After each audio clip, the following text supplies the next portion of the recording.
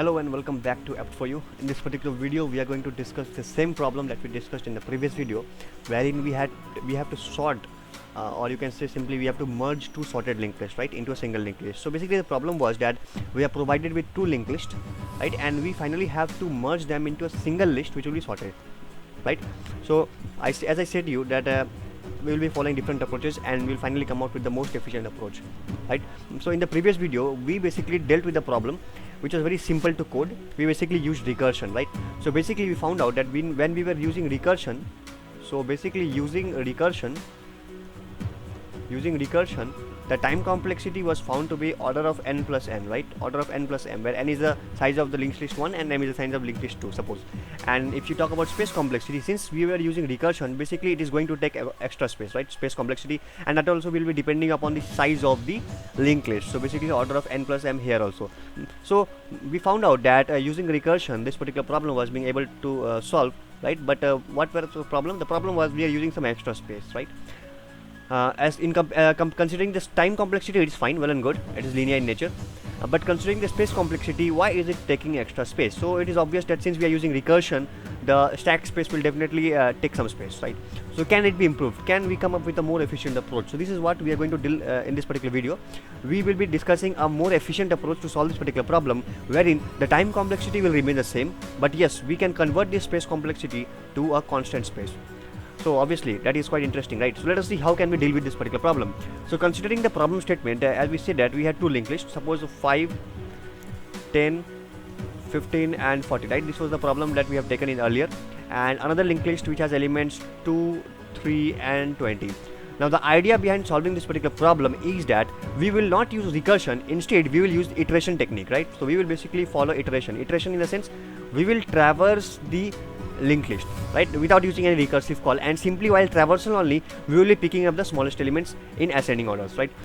So what is the idea? The idea is, first of all, what we do here is we use a dummy variable in the sense we use a dummy node in the sense, first of all, we create a node, and that node will be basically dummy in nature, temporary, okay, dummy, and we will initialize its next to be null, right. Dummy's next is null.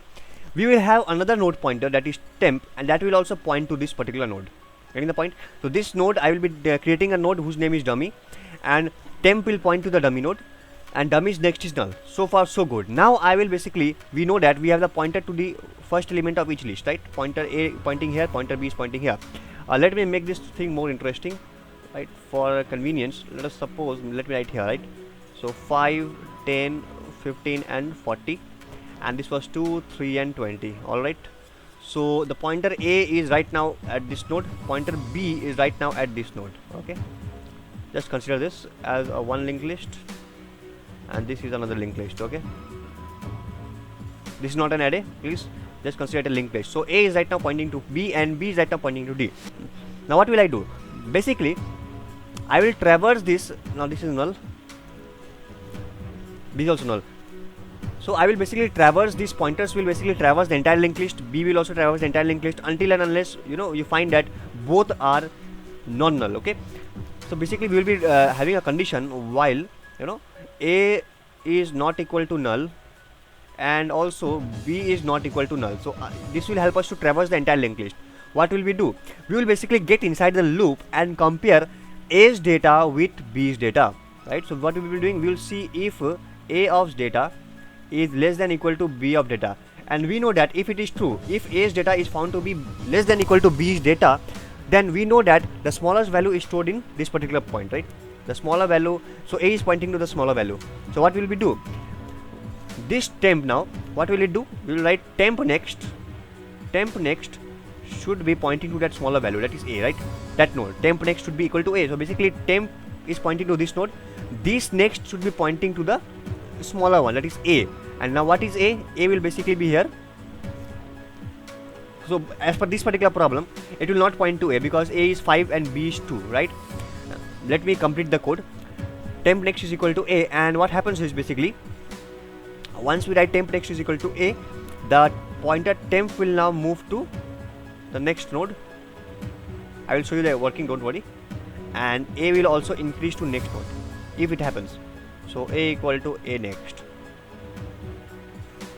else what happens is, else temp will, yeah, this is the condition that we will be following now. Temp next will be pointing to B. Like in this particular case, what is happening? In this particular case, A is 5, B is 2. So basically temp should point to 2, right? So what will happen? This is no longer null. Temp is pointing to this node. So the next of this node will be 2. Okay? Temp next is equal to 2. And temp pointer, which is pointing to this particular node, now it will move to this particular node. Getting the point? That is why I am writing temp is equal to temp equal to temp next. What will it do? It will basically move this temp pointer to this node. So now our temp is pointing to this, and now since we are already done with this particular node, so basically B should increment to the next node.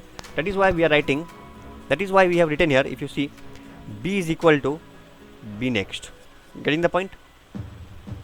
So this way what will happen? You see, now again we will go back. Again A is here, B is here. This condition is true. It will enter A's data less than equal to B's data is false. So basically control comes here. And now let me just change the color of the ink. Okay, fine. So you see, now right now A is here, B is here, right? So now A's data is 5, B's data is 3. So basically if you compare, B is small. So basically this will be executed. What we have to do, temp next equal to B. So temp right now is pointing to this node. Temp's next will means it next pointer will point to B. And what is B? 3. So basically it is pointing to node 3. And now temp is equal to temp next, which means that temp which is pointing to this node will now point to this node. Getting the point? And finally B equal to B next. Why did I do so? Because I have already considered this node. Now it's time to consider the next node. So B comes here. Getting the point? So what will happen? Next again A is not null, B is also not null. So condition is true. So what should happen? Basically the smaller value will be picked. Smaller value is 5, right? So this condition is true now. Temp next is equal to A. So temp is pointing to this node. Its next will be equal to A, and right now A is pointing to 5. So it becomes 5. Right? And again this is done. Temp is equal to temp next, which means temp will now point to this node.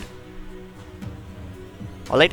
What next? So finally A is equal to A next. Since we have already considered this node, now A should increment. So A should now point to this node. Again the same thing. This is 10, this is 20. Nodes are valid. This is true. Come inside. The value in A is small. So what will happen? Temp next will be equal to A. So basically this will be 10. Temp will be updated to this particular node. And A will also move to the next node because this is already considered. So A comes here. Getting the point? Once again we have 15 and 20. This will again return true because they are valid nodes. And once they return true, we will pick up the smallest node. So smallest value is basically 15. So temp next will be equal to 15. Temp is updated to this node. And what happens is basically this A will also increment to the next node, right? 40. So now you have 40 here, 20 here. They are still valid. Okay. So what will happen? Basically you see that B is smaller than A. So basically the else part will be executed. Temp next equal to B. So it means it will become 40. That's not 40, sorry, 20. Temp will be pointing to this node now. And if you talk about A, now A will be pointing to null. Right? Now A is since pointing to null because A has incremented. So now you see this will become false, right? Because A not equal to null becomes false, and this entire loop will be not executed, and you will come out. Once you come out of the loop, you see that we are not yet complete, right? So this is basically the boundary condition you have to tackle. What is the condition? The condition is if A is equal to null, like we just now encountered. If A is pointing to null, it indicates that we have no more elements in A. So directly return whatever is B. Okay, wherever B is pointing, return B. Okay, directly return the node to which B is pointing. So we will return B. Else we will return A. I hope you understand it, that if A is null, then we will return B, and if B is null, which indicates that we have no longer elements in B, so whatever element it is pointing to A, we just return that pointer. And so accordingly what will happen? Accordingly you see we are reaching the end condition. So basically this will now point to 40, right? Temp next will point to 40, and temp not return B. Actually here we will be writing temp next is equal to B. Okay, temp next equal to B, and here we will write temp next is equal to A. That's it. Getting the point? And yes, we can do that particular thing.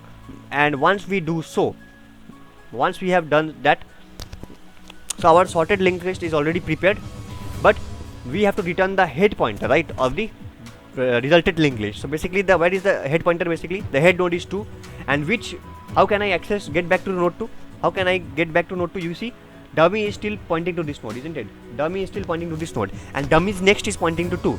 So basically at the end I can write temp is equal to dummy next. So basically temp pointer will come here, right? This list is already ready, and yes, finally I can print the resultant linked list. So I hope you got the idea how I'm going to deal with this particular problem. So let us start quickly discussing how to write the code. So if you consider writing the code, what will I do is basically, first of all I'll declare a dummy node, right? So struct node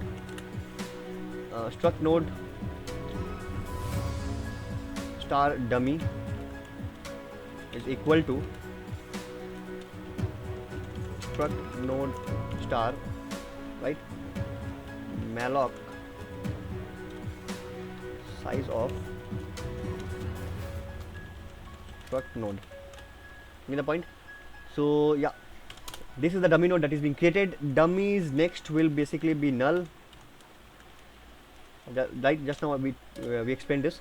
Dummy next is equal to null, and the very next thing is the temp pointer. Temp also pointer you have to declare. So struct node star temp, and basically this should be okay. Let us write here temp should be equal to dummy, right? Basically it should point to dummy node. Alright, so far so good. What's next? So next we have to traverse the linked list. So while a is not equal to null, now what is a? Basically I have to declare a. So struct node star a and struct node star b. A will point to head 1, right? The head 1, the pointer to the first node, and b is equal to head 2. So while a is not equal to null, just now we explained why we are doing this, and b is not equal to null, so what we will be doing, we will compare their head nodes, right? So if a of data, if you find a of data is less than equal to b of data, and I hope you have understood what we do now. So basically we will move the temp pointer to point to the smallest one. So temp is equal to basically a, because in this case a is smaller, and temp is equal to temp next, right? Sorry, not right. Right now you write temp next here will be equal to a, fine, and temp will now move to the next point, next node, temp next, and a will also move to the next node, fine. So we will repeat the same block for the else part also.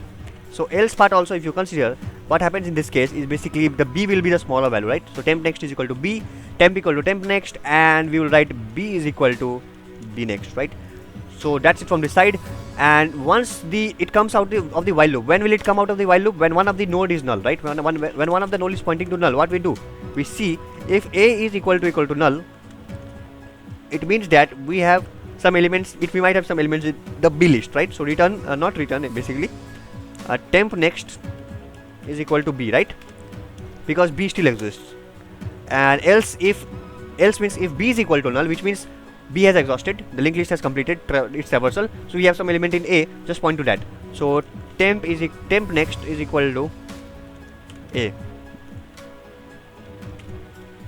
That's it. And finally, what should be happening? Finally, we should update the temp's value. So temp should basically now point to dummy next, right? That is the starting of the linked list, because temp has already traversed all its way and it has moved to the end of the linked list. But now I want to return the head pointer to the resultant linked list. So basically that is where dummy next is pointing to, right? So temp is equal to dummy next, and you can now finally free the dummy variable, the dummy node, because it is taking memory, right? So yeah, that's all from this side. I hope this should work. So let us see, just execute this particular problem. Alright, so yeah, let us execute this problem. Yeah, one thing, we have to return temp, right? Because we have to return the head pointer, and now head pointer is stored in temp. So let us compile it and check whether it's going fine.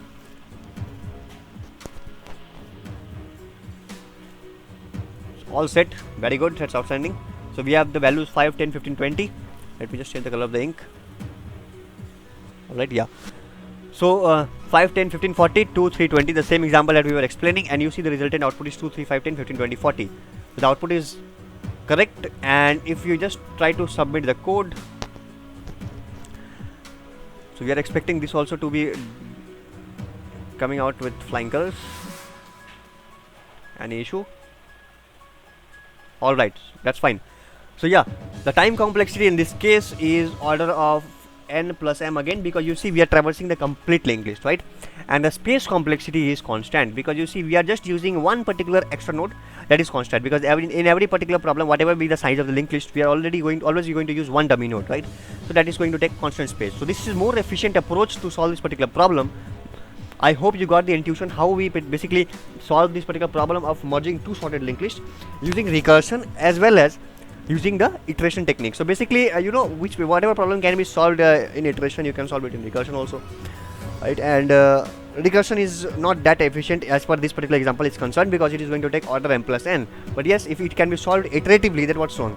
You can have a constant space, right? So yeah, this is all about the problem, and I hope this video was very helpful. Please do comment your doubt if any in the comment section, and just like, share and subscribe. Thank you.